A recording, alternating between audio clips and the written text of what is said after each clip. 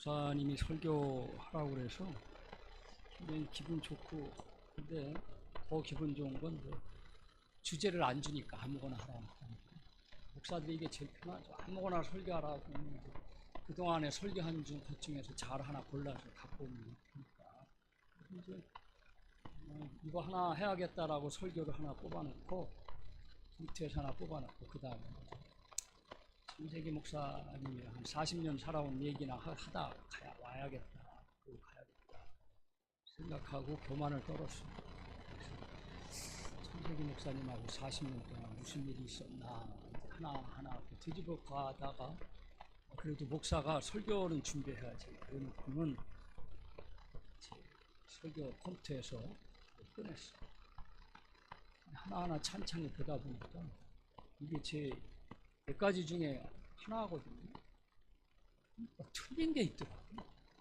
주석을 다시 한번 원어 성경 주석을 보고 그 다음에 지속서를 찾아보고 사전들을 살펴보고 그러니까 내가 그동안 잘못 알고 이거 설교했던 게 있더라고요. 그래서 다시 아차차 하고서 설교에 집중이 됐어요. 그래서 오늘 창세기 목사님하고 40년 있었던 이야기는 나중에 들으셔야 될 것 같고 하나님께 드리는 예배 너 우선 예배와 네가 드려야 될 설교에 집중하라 그러시는 것 같아서 사실 많이 반성하고 지금 설교에 집중해야겠다. 중간중간 또 어쩔 수 없이 나오면 것도 할 수 없고 성경 중에 단 한 장으로 되어 있는 책이 몇 권 안 되죠.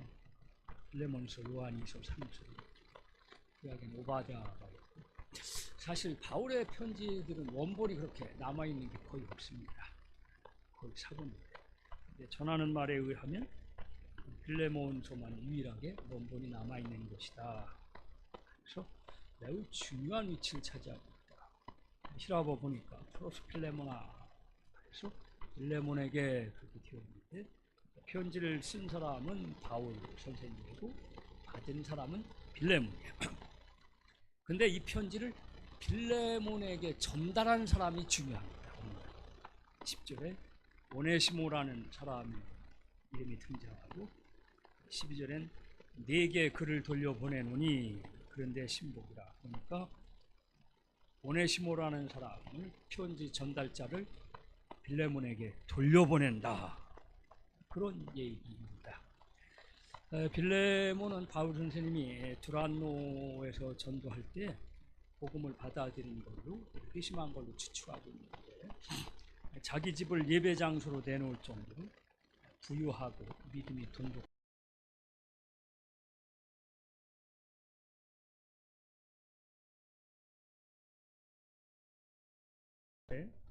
그가 내게 불의를 하였거나 빚진 것이 있다면 이렇게 되어 있는 걸 보면 오네시모가 주인에게 뭔가 큰 잘못을 했든지 아니면 주인의 재산을 훔쳐 갖고 나온 것으로 보입니다.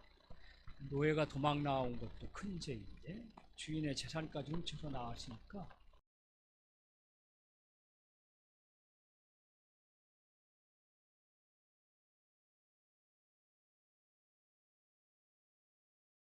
한 1세기 중엽에 도망간 노예를 잡기 위한 여러분 텔레비전 보셨는지 모르지만 우리 추노 있죠? 추노청과 같은 기구가 있었다고 합니다. 근데 일단 노예는 도망치면 끝까지 살아남아야 되기 때문에 몇 가지 선택이 도적의 무리에 들어가는 도적이 되거나 아주 먼 외국으로 도망가거나 아니면 일꾼들이 부족해서 일꾼들이 받아준 일터로 가거나 아니면 이제 이방인 되시는 아데미 신전 같은 은신처에 숨어서 신부를 해주면서 숨어 살거나 그러다가 또 다시 잡히면 지금보다 나은 주인에게 팔려갔으면 하는 생각으로 이제 목숨을 부지했다고 하는데 놀랍게도 오네시모는 이 중에서 어느 길로도 가지 않고 바울을 만났습니다. 아마도 이런 생각이 추측이 가능해지는 거죠. 빌레몬 집에 있을 때 언뜻 주인에게서 바울 선생님에 대한 소문을 들었을 것이다. 그래서 기억을 더듬어 가면서 바울 선생님을 찾아가서 도움을 청했을 것 같다. 그래서 그런 생각합니다. 창세기 목사님들 그런 솔직해서 잘못했으면 무조건 먼저 잘못했다. 내가 실수했다. 너무 그걸 또 빨리 해서 또 큰일이에요. 잘 따져보면 잘못한 거 없는데 언제 잘못했다고 그래서. 근데 아무튼 잘못을 저질렀을 때는 숨어 들어가기보다는 조력자를 먼저 찾아 자신을 제대로 도와줄 조력자를 찾아가야 된다. 이때 바울 선생님은 말 그대로 연금, 강금 생활을 하고 있었지만 비교적 사람들 만나면서 자유롭게 전도했다는 것을 사도행전 28장에서 찾아볼 수가 있습니다. 아무튼 그런데 바울 선생님을 만나서 회심한 오네시모가 이제 바울에게 없어서는 안 된 일꾼이자 동역자가 됐습니다. 10절에서 뭐라고 그러냐? 갇힌 중에서 낳은 아들이라. 자기가 로마 감옥에 갇혀 있는 동안에 낳은 아들이라. 바울이 누구에게 아들이라는 표현을 썼느냐? 디모데나 디도에게밖에 안 썼어요. 목회 진짜 제자. 그런 아들을 오네시모에게 지금 쓰고 있는 거예요. 내가 로마에서 디모데 같은 아들을 하나 더 얻었는데 그게 오네시모다. 도망쳐 나온 노예가 어찌어쩌다 바울 선생을 만나서 바울에게 이제는 없어서는 안 돼. 존재가 아들 같은 존재가 되었습니다. 그런데 바울이 어느 날 우연히 오네시모의 과거를 알게 됩니다. 노예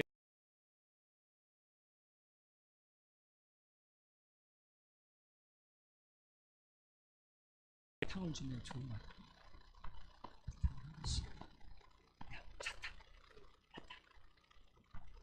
맛있는 거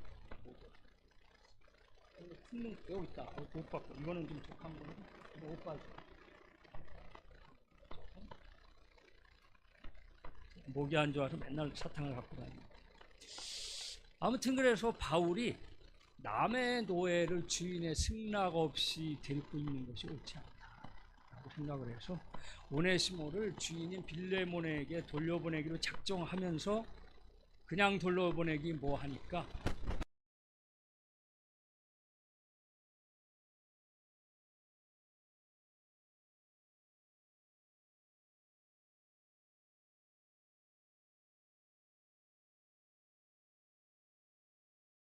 복음의 일꾼이 된 오네시모가 아마 오네시모도 주인인 빌레몬에게 한 번은 가봐야겠다라고 마음이 정해졌을 겁니다. 용서받아야겠다.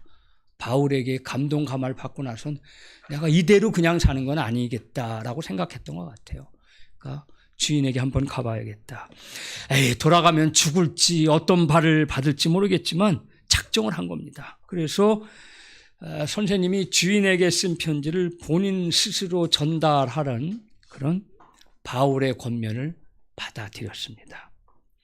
바울에 의해서 인생을 돌이킨 오네시모는 이제 그래서 예수 그리스도의 사람이죠. 자기 죄에서 돌이킨 탕자와 같은 그런 아들이 되었습니다. 여러분, 요즘에 용기하지만 이런 용기가 필요하죠. 자기 자신을 되돌이키는 용기. 이런 얘기 안 하려고 그랬는데 유명한 가수 또 우리 종로 지방에 있는 교회하고 관련이 된 가수인데 음주운전으로 사고를 내고 거짓말 계속하다가 음주운전 그것도 나쁜 거지만 음주운전으로 끝날 죄가 지금 여러 가지 제목이 붙어서 더 큰 벌을 받게 되었고 그 사람 하나로 움직이던 회사는 이제 망하게 되었다 그런 얘기를 들었는데 근데 이게요. 남의 일도 아니고 텔레비전에서만 보는 일이 아닙니다. 과연 우리는 영적으로 음주운전을 하고 있는 건 아닌지 우리 자신의 잘못을 감추기 위해서 거짓 신앙의 모습을 보여주고 있는지 뭘 또 남에게 전가하고 있는 건 아닌지 저는 술, 포도주 한 잔만 성찬하면 그날 그걸로 취합니다만 영적으로 음주운전을 하고 있는 건 아닌지 좀 고민을 해봤습니다. 우리 기독교인들에게 남에게 뭐라고 그러기 전에 더욱 남보다 돌아서는 용기, 돌아가는 회개의 행동이 더 필요하다. 그런데요, 바울과 빌레몬의 관계를 볼 때 바울은 목사님이고 빌레몬은 장로님 같은 겁니다. 서로 존경하고 따르는. 그러니까 목사님과 장로님의 관계로 볼 때는 개인적인 친분으로 볼 때 바울이 이렇게 정중한 편지를 쓸 상황이 아닙니다. 그냥 인편에 누구에게 보내서 같이 데리고 가서 돌려보내니 용서해 주라, 아니면 뭐 메모지 하나 정도로 써서 가볍게 사사롭게 부탁할 수도 있었습니다. 그러나 바울은 자기 목사로서 사도로서의 권위를 내세우지 않고 이렇게 편지라는 간곡한 청원의 형태를 취함으로써 빌레몬의 입장을 살려줍니다. 명령이나 권위보다는 더 힘있는 설득력이 바로, 사람의 마음을 움직이는 힘이 바로 존중과 배려와 사랑에 있다. 사람의 마음을 움직이는 것은 강제가 아니라 존중이다, 그런 얘기입니다. 13절에 보면 그를 내게 머물러 있게 하여 내 대신 나를 섬기게 하고자 하나, 그렇게 되어 있는데, 오네시모는 이제 바울의 수족이에요. 오네시모를 계속 곁에 두고 있고 싶었습니다. 메시지 성경엔 뭐라고 표현하고 있냐면, 오네시모를 빌레몬에게 돌려보내려고 하니 마치 내 오른팔을 잘라내는 것만 같다라고 심정을 토로하고 있습니다. 그러나 오네시모는 주인인 빌레몬의 승낙 없이는 함부로 하지 않겠다. 자기 마음대로 하지 않겠다. 내가 사도라 해서 그 권위를 함부로 사용하지 않겠다. 아무리 빌레몬과 가까운 사이여 부탁만 하면 흔쾌히 들어줄 만한 처지인 걸 알면서도 사도 바울은 그렇게 하지 않습니다. 14절에 이렇게 말씀합니다. 너의 선한 일, 당신이 선한 마음으로 하는 일이 억지가 되지 않고 자의로 하는 일이 되게 하고 싶다. 억지로 하지 않고 스스로 하는 일이 되게 하고 싶다. 우리는 대개 친하면 굉장히 막대하기 쉽고 가깝으면 스성없이 구는 게 우리 인지상정이죠. 친분을 내세워서 상대 위치나 자존심은 상관없이 자기 용건만 해결하러 드는 사람들이 많이 있습니다. 친구라는 것도 40년 억지 강제가 아니죠. 서로 마음이 통하고 서로 이야기하면 받아들일 만한, 그리고 서로 상대를 배려하는 게 친구가 되죠. 우리가 사람을 상대하는 데 있어서 교회 안에서 가까운 교우나 이웃을 대하는 데 있어서 친밀함도 굉장히 중요한 요소지만 상대의 자존심을 이해하는 것도, 상대에 대한 존중도 상당히 중요하다. 저는요, 태어나고 자라기는 경기도에서 자랐지만 이 얘기하면 또 20분 얘기해야 되는데 이건 못하고, 아버님 위로부터 15대 선대까지는 다 충청도 사람이에요. 저도 반은 충청도인데, 제가 느끼기는 조선 팔도에서 제일 자존심이 센 사람들이 충청도 사람인 것 같아요. 여러분, 충청도 사람들이 알았다, 알았슈 하는 말 잘 새겨들어야 합니다. 이거 선거 때 이프보가 해서 한 표 부탁드립니다. 그럼 알았슈 그러죠. 그럼 나를 찍어주겠구나. 오산입니다. 언제든지 마음에 안 들면 다른 사람 찍습니다. 그래서 왜 저를 찍어준다고 알았슈 그래놓고 다른 사람 찍었습니까? 그러면 내가 알았다고 그랬지. 그래서 알았다는 거지. 당신이 후보로 나왔다는 걸 내가 알았다는 거지. 내가 언제 당신을 찍어준다고 그랬냐. 당신이 이프보 나왔다는 거, 그리고 당신이 나한테 와서 부탁하는 걸 내가 알았다는 얘기지. 당신을 찍어준다는 얘기 아니었다. 그냥 알았다는 얘기다. 그래서 알았슈. 조심해야 돼요. 사모님은 충청도 아니죠? 네, 다행이네. 충청도 아가씨에게 사랑을 고백했는데 충청도 아가씨가 알았어요. 그럼 잘 생각해야 됩니다. 수틀리면 네가 나를 좋아한다, 네가 사랑한다는 걸 내가 알아들었다는 얘기지 내가 네 사랑을 받아들이는 건 아니다. 이렇게 나옵니다. 충청도에서 자존심 질 사람은 이제 농부들인데, 그래서 여러분 다 잘 아시는지 모르겠습니다만 이영자 씨가 한 유명한 충청도 아줌마의 자존심이라는 버전, 되시유, 냅도유, 관도유라는 세 가지 버전이 있는데, 제가 이제 평택에서 신학생 때는 여름 수련회 가면 대천해수욕장 가는 거예요.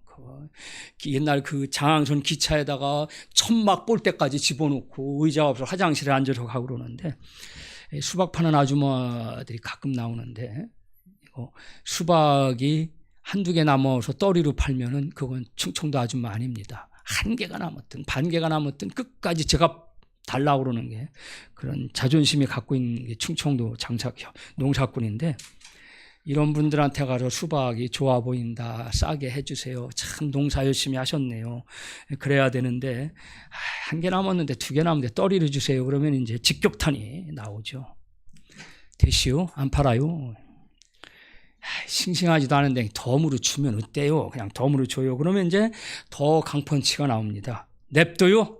집에 가서 개나 주든지. 그렇죠. 그러다가 이제 거기서 흥정이 되면 좋은데 뭘 떨인데 뭘 그걸 안 주느냐고 싸게 달라고 계속 나가면 강짜를 부리면 정말로 핵폭탄이 터져집니다. 관둬요. 농사를 때려치든가 해야지. 이 오네시모라는 이름에요, 쓸모있다, 유용하다, 그런 뜻이 있습니다. 이거 설교할 때 나만 물 먹는 거 아니지? 전 목사님, 그치? 나만 물 먹는 것 같아. 그래서 늙었나? 어떻게 도적질을 하고 도망친 노예 이름의 뜻이 쓸모있는 사람이냐? 여러분, 당시에 노예들은 이름이 없었습니다. 우리나라 조선시대에도 집에 있는 종한테 이름 줘줍니까? 그냥 바운이 뭐 이런저런 차돌이는 이런 이름이지 제대로 이름 안 붙여주는 것처럼 당시 노예들에게 이름이 없었습니다. 그러니까 추측해보면 바울이 이름을 지어준 걸 알 수가 있습니다. 근데 놀라운 일이죠. 사람에게 이름을 지어준다는 것도 굉장히 좋은 일이죠.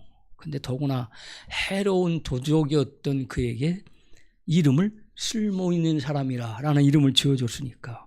그래서 이제 그를 쓸모있는 자로 돌려보내니 더 이상 그를 노예가 아닌 형제로 맞아들여달라. 얼마나 멋진 말입니까? 멋진 일이에요. 10,000번 더 들어도 기분 좋은 말. 오네시모가요, 이름을 가졌는데 그 이름의 뜻도 쓸모있다. 그러니 남이 자기 이름을 불러줄 때마다 얼마나 좋았겠어요. 불러주면 불러줄수록 좋은 거 아니에요. 여러분, 우리가 남들을, 교회에서 교인들, 더구나 젊은이들을요, 쓸모있는 이름, 멋진 이름으로, 별명을 불러줘도 듣기 좋은 이름으로 불러주시길 바랍니다. 얼마나 아름답고 이쁜, 아름다운 꼬맹이, 이쁜이, 이렇게 불러줘야지. 제가요, 충청도 비슷하니까 평택에 잘하면 제가 어른들한테 뭐라고 해, 자기 애들 옆에 있는 애들한테 뭐라고 야단칠 때 가장 많이 들은 이름이 베라먹을 놈이에요. 베라먹을 자식. 근데 제가 모시던 우리 나훈영 감독님한테 욕을 한 번 딱 들은 적이 있는데 그분은 다른 욕을 하시더라고. 우리 둘이 얘기하고. 아주 멋진 욕을 생전 처음. 나훈영 감독님이 욕하는 거 들은 사람 아마 없을 거예요. 근데 저는 들었는데 저한테 한 욕은 아니고 이제 아무튼 그런 한자를 써서 하시더라고. 그래도 점잖으신 분이라. 그런데 베라먹다는요, 빌어먹다는 뜻입니다. 그러니까 남이 아이든 자기 아이든 빌어먹는 놈이라는 욕을 한다는 거. 자기 자식이 빌어먹건든지 남의 자식이 빌어먹으면 어떻게 되는 겁니까? 우리가 그래서 전 요즘에 뭐 친구들 만나면 뭐 하다못해 이름을 불러줘도 좀 좋은 이름으로 불러줘야겠다, 그런 생각을 해봅니다. 여러분, 생각해 보세요. 도둑질에 도망까지 한 노예를 용서해달라는 바울의 부탁, 어찌 보면 억지입니다. 그러나 바울은 그런 용서와 받아들임 속에 기독교의 위대한 진리가 있음을 알려주고 있습니다. 기독교는요, 본래 사람을 사랑하는 것으로 인해서 사람의 입장을 바꿔주는 종교입니다. 왜냐하면 예수님께서 이 땅에 내려오신 것이 사람의 입장이 되어보시고자 내려온 것입니다. 예수님께서 하신 일이 뭐냐? 죄인의 입장에 놓여있는 사람들, 죄인의 입장에 놓여있는 우리들을 다시 하나님의 자녀로 바꿔놓으신 것, 그게 예수님의 사역입니다. 우리를 새로운 신분의 입장으로 만들어 주신 것. 법적으로나 사회적으로나 오네시모는 남의 노예이며 도둑에 불과하지만 바울은 그를 아들로 종의 입장에서 종 이상의 형제로 그 입장을 바꿔주고 있습니다. 더구나 바울은 오네시모를 가리켜서 12절에서 그는 내 신복이라, 복심이라, 배하고 심장, 그건 뭐예요? 나의 마음, 그리고 나의 복심이라는 거 아니야. 쓸모없었던 존재를 자신의 대변인 신복지인으로 바꿔놓는, 입장을 바꿔주는 기독교의 힘, 기독교의 사랑을 보여주고 있습니다. 예수님께서 우리 입장을 바꿔주셨습니다. 우리도 내 옆에 있는 사람의 입장을 바꿔줄 수 있어야 됩니다. 진정한 교회는 사람을 경건으로 인도하지만 동시에 유익하게 만들 수 있는 책임도 있어요. 죄인에게 나쁜 과거를 숨기고 도망치게 하기보다는 과거의 죄를 용서하면서 더 이상 그 죄의 노예로 살지 않도록 용서해주고 변화시키고 형제와 동료로 바꿔주는 힘이 있어야 됩니다. 저는 그래서 요즘에 늘 거기에 천착해 있는데, 용서와 환대, 환대와 용서. 여러분, 그리고 환대는요 굉장히 좋은 말이에요. 풀어서 얘기하면 환영과 대접해, 환영하고 대접하는 거죠. 그래서 이것이 바로 기독교인이 사람을 대하는 기본 태도이다. 그런데 여러분, 무엇보다도 이 편지에서 절정은 17절과 18절에 있습니다.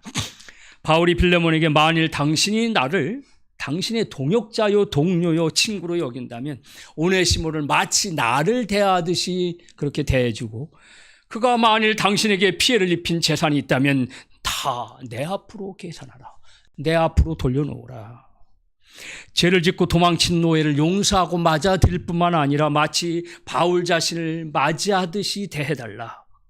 이건요, 한 죄인을 개인적으로 용서할 뿐만 아니라 그 사회에서도, 그 교회에서도 공식적으로 인정해 주라는 목회자의 배려가 있는 겁니다.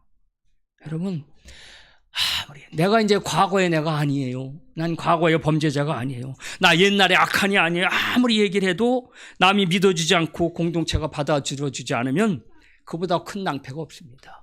제가 신학대학 때 생긴 별명이 2000학번도 아직도 나한테 그런 별명을 부른다고 내가 그런 얘기를 들었어요. 학교 다닐 때 20몇 살에 생긴 별명인데 아직도 이제 60대 중반도 훨씬 넘었는데 학교에서 어떤 애들이 그 별명을, 형 별명을 그렇게 부른다, 그런 얘기를 들었는데, 내가 이제 그 별명을 넘어섰다고 아무리 얘기해도 나는 그냥 그 별명 속에 살아가는 것 같아. 죄 지은 노예를 용서해 주되 그것도 공식적으로 합법적으로 받아들이라는 바울의 이 권고는요, 우리 사회에 큰 교훈이 됩니다. 더구나 바울은 오네시모가 진 빚을 자기가 갚겠다고 내 앞으로 달아놓으라고, 내가 대신 계산하겠노라고 말합니다. 저희 둘째 기범이가 중학교에 막 대신중학교에 입학했는데, 그때 저도 이제 종교교회를 떠나서 배화여자대학교 이제 교목으로 막 사역을 시작하는데, 대신중학교하고 배화하고 걸어서 5분 아니에요. 근데 어느 날 퇴근을 하는데 이 녀석이 배화여대 운동장 빙빙 돌고 있는 거예요. 애들 친구들 몇 명하고. 왜 왔냐 그랬더니 그놈이 충청도 말로 구순한 놈이 아니에요. 그게 부드러운 놈이 아닌데, 웬일로 아빠 학교 보고 싶어서 왔다. 야, 이놈 봐라, 평소에 안 하던 짓 하네. 그래서 야, 여자들 잔뜩 있는, 유치원만 빼놓고는 다 여자 중학교, 여자 고등학교, 여자 대학인데, 그래서 제가 교문박 분식집으로 와서, 지금은 김간회인데 김간회도 30년 되니까 이제 올해부로 끝이 났어요. 배화여대 앞에 데리고 와서 떡볶이하고 먹을 걸 사주면서 분식 주인 아저씨한테 제가 부탁을 했어요. 사장님, 얘가 우리 둘째인데 앞으로 얘가 와서 뭘 먹든지 얼마나 먹든지 제 앞으로 달아놔 주세요. 제가 나중에 와서 계산하겠습니다. 근데 사장님이 또 센스가 있어. 네, 그러십시오 교수님, 그러더라고요. 근데 거기서 끝났으면 좋은데 옆에 있던 제 친구 기범이 아들, 기범이 이 녀석, 친구 녀석이 한마디 툭 나오는 거예요. 사장님, 아들만 돼요? 친구는 안 돼요? 그러냐. 사장님이 안 돼, 아들만 돼. 거기서 제가 놀라운 진리를 깨달았어요. 야, 우리가 누구 손 붙잡고 집사람 치마 붙잡고 천국 가는 거 아니라고 부흥사들이 그러던데, 친구 때문에 천국 가는 건 아니겠다. 뭐 이거는 본론에서 벗어난 얘기니까 좌우지간. 그때 이제 그래서 나중에 물어봤더니, 그때 이제 자식이 학교 가러 어깨에 힘 좀 주고, 그래서 학교 가서 자랑 좀 하고, 그래서 지금도 그때 생각하면 아버지가 그렇게 멋있을 수가 없었다, 그런 얘기 하는데, 지금은 어떠냐 그랬더니 딴청 피더라고. 지금은 아빠가 어떠냐 그랬더니 대답을 안 하더라고. 내 앞으로 달아놓으라, 내가 계산하겠다. 이거 아까 노랫말처럼 정말 1000만 번 더 들어도 기분 좋은 말 아닙니까? 남이 저지른 잘못과 실수에 대해서 대신 갚아주겠노라, 내 앞으로 계산하라. 이게 기독교 신앙의 핵심입니다. 예수님께서 십자가에 달려 돌아가시면서 하신 일이 뭐예요? 바로 그겁니다. 우리의 죄를 당신이 대신 계산하겠다는 거. 십자가에 달려 돌아가시면서 당신들의 죄를 내가 대신 계산하겠다는 거. 이게 보속이고 이게 대속이죠. 대신 계산하겠다. 이게 기독교 사랑의 핵심이에요. 요체입니다. 근데요, 여러분, 빌레몬서를 읽어가다 보면 이거보다 더 설교 오래 하죠, 전 목사님. 그러니까 오늘 조금 더 오래 해도. 대학에서 제가요 10분에서 12분 설교합니다. 그래도 난리 나요. 근데 다행스러운 건 MZ세대, Z세대가 들어오면서 그 다음에 이제 알파도 들어왔잖아요. 그래서 잘파 세대라고 그러는데 Z세대 다음에 다시 알파로 넘어갔는데 얘들은 굉장히 조용해요. 왜? 스마트폰 보느라고 너무너무 조용해요. 감사해요. 감사해요. 제가 설교를 해서 10분을 넘어가지 않는데. 빌레몬서를 읽어가다 보면은요, 더욱 놀라운 이야기를 발견하게 되는데 19절에서 바울 사도가 이 편지를 친필로 쓴다. 바울이 건강이 매우 좋지 않았어요. 간질이 악화되기도 했고 그래서 모든 편지는 그의 개인 비서인 누가가 대필하고 있었어요. 그리고 대개는 다 써놓고 난 다음에 마지막 문안 부분만 바울이 친필로 쓰는 게 그냥 바울의 당시 건강이었어요. 그러나 이 편지는 지금 본론이 끝나지도 않았는데 자신이 친필로 기록했다고 그렇게 기록되어 있습니다. 추측해보건대 이 편지만큼은 바울이 무리를 해서 친필로 썼다는 겁니다. 만약 이거를 누가의 대필로 보냈다면 이 간청이 간청처럼 여겨지지 않았을 거예요. 그리고 내 앞으로 계산하라, 내가 대신 갚아주겠다는 말이 그냥 빈말로 인쇄치레로 들렸을 겁니다. 그러나 이 친필의 성격으로 인해서 어떠한 일이 있더라도 오네시모의 빚을 자기가 갚겠다는 약속을 확증하듯이 지금 쓰고 있는 것입니다. 더구나 내가 갚으려니와 하고 되어 있는 번역 히라보 아포티노는요, 법률적인 용어예요. 손해에 대해서 배상금을 지불한다라는 법률적으로 쓸 때 사용하는 용어입니다. 그러니까 아주 정식으로 바울이 정색하면서 갚겠다라고 한 겁니다. 그래서 바울의 이 편지 친필의 성격으로 인해서 거절할 수 없는 강력한 권고가 되죠. 친필을 썼는데 더군다나 믿음이 가는 보증의 편지고 그만큼 빌레몬 당신을 예의 있게 대한다. 또 그만큼 오네시모를 아끼고 위한다라는 그런 사랑의 표시가 된 겁니다. 그런데 이런 오네시모가 이후에 어떻게 되었을까? 바울은 골로새서 4장 8절에서 오네시모를 신실하고 사랑받는 형제라고 소개하면서 여러 명 소개하죠. 그리고 두기고와 함께 뭐라고 그러냐면 바울의 소식을 전하는 교회의 바울의 형편을 알리는 동반자로 그렇게 두기고와 함께 소개하고 있습니다. 여러분, 신실하고 사랑받는 현재, 목사님이 그냥 우리 좋은 교인입니다. 그걸 넘어서는 이야기입니다. 신앙인의 표준으로 삼을 만한 그런 교인이다, 그런 얘기예요. 그래서 바울의 복음전도의 동반자로 성장하게 되었습니다. 그런데 교회 역사를 살펴가다 보면 놀라게 하는 한 가지 사건이 등장하게 됩니다. 이 편지를 주고받은 후 50년쯤 지난 후에 오네시모는 어떻게 되었을까? 초대 기독교의 위대한 순교자인 성인 이그나시우스가 사형을 당하기 위해서 안디옥에서 로마로 이제 왔습니다. 그때 이그나시우스가 소아시아, 에베소 여러 개의 편지를 썼는데 그 중에 몇 개가 남아있는데 에베소 교회 편지를 썼는데 그 첫 장에서 뭐라고 그러냐면 에베소 교, 너희 에베소 교회 주교, 우리로 감리속을 말하는 감독이죠. 감독에 대한 칭찬의 말을 쓰고 있습니다. 그런데 그 감독의 이름이 바로 오네시모입니다. 주인의 재산을 훔쳐 도망쳐 나왔던 노예가 주교가 감독님이 되었습니다. 성경학자들은 주인인 빌레몬에게 돌아갔던 오네시모가 빌레몬에 의해서 다시 바울에게 더 필요한 사람이라 추측해서 빌레몬이 오히려 바울에게 돌려보냈으리라 추측을 합니다. 그래서 오네시모가 계속 바울 밑에서 바울을 돕고 훈련을 받고 복음전도에 큰 일꾼이 되고 더 나아가 큰 지도자가 되어서 초대교회 지도자가 되고 결국은 에베소 교회 감독에까지 올라갔다. 어떻게 한 장 분량밖에 안 되는 노예에 대한 이야기가 노예를 용서하고 받아들여 달라고 부탁하는 한 장 분량의 편지가 신약 성경 안에서 정경으로 인정받게 되었을까? 여기서 의문이 풀리게 됩니다. 바울이 순교한 후에 바울의 편지들을 수집해서 책으로 편집하는 일이 바로 이 에베소에서 시작했습니다.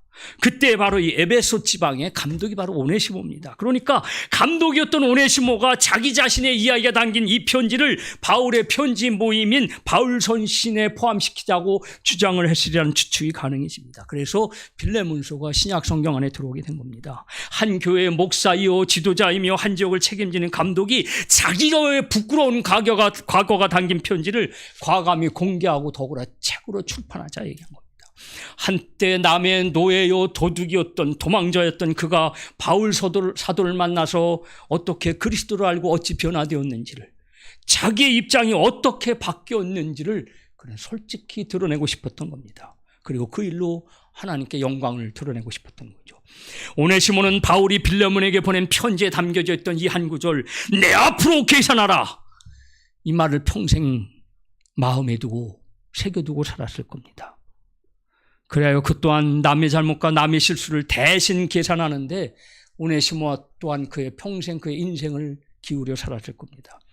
여러분, 기독교는요, 죄인의 죄를 부끄럽게 드러내서 부끄럽게 하기보다는 죄인을 변화시켜서 입장을 바꿔주는 종교입니다. 더 나아가서 대신 매라도 맞아주는 종교, 더 나아가서 예수님처럼 대신 희생하는 종교, 대신 십자가에 죽는 종교입니다.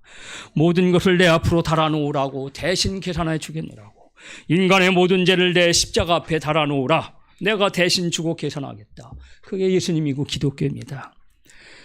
남의 말하고 남을 부끄럽게 말하는 거, 그거 굉장히 좋아하는, 저도 그런 말하면 굉장히 기분이 좋은 것 같아요. 목사지만 남을 비판하고 흠집내기를 즐겨하는 세상입니다. 내 입장만 따지는 세상이고 내가 계산해야 될 거를 심지어 남에게 떠넘기는 계산입니다.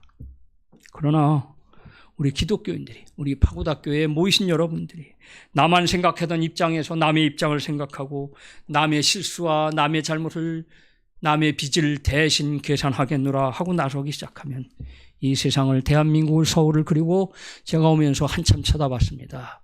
이 무학재, 이거를 바꿔놓을 수 있지 않겠는가, 저 위층에 있는 교회도 뒤집어 놓을 수 있지 않겠는가, 그런 생각을 해봤습니다.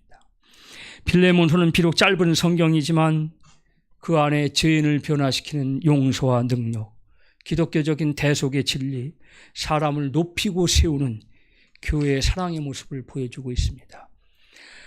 우리가 다 예수님 안에서, 교회 공동체 안에서 누구는 다 오네시모가 되기도 합니다. 누구는 빌레몬이 되기도 하고 누구는 바울이 되기도 한다는 놀라운 장면을 이번 설교 준비하면서 새롭게 깨달았습니다. 과거에 컴퓨터 설교는 몇 번 했는데 이걸 내가 깨닫지 못했어요. 바울의 역할이 딱 누구에게 주어져 있는 거 아니고, 오네시모의 역할이 누구에게 딱 주어져 있는 거 아니고, 빌레몬의 역할이 딱 누구에게 주어져 있는 거 아니고, 나도 오네시모가 될 수 있고, 나도 빌레몬이 될 수 있고, 또 놀랍게도 나도 바울 선생님이 될 수 있겠다. 그러나 우리가 어떤 처지와 입장에 있든지 간에 바울 사도의 한마디 말만 기억하고 있다면 우리가 기독교인이 될 수 있겠다. 그가 만일 내게 잘못을 저질렀거나 빚진 것이 있으면 내 앞으로 계산하라. 내가 갚겠다. 내 앞으로 달아놓으세요. 내가 대신 갚겠습니다.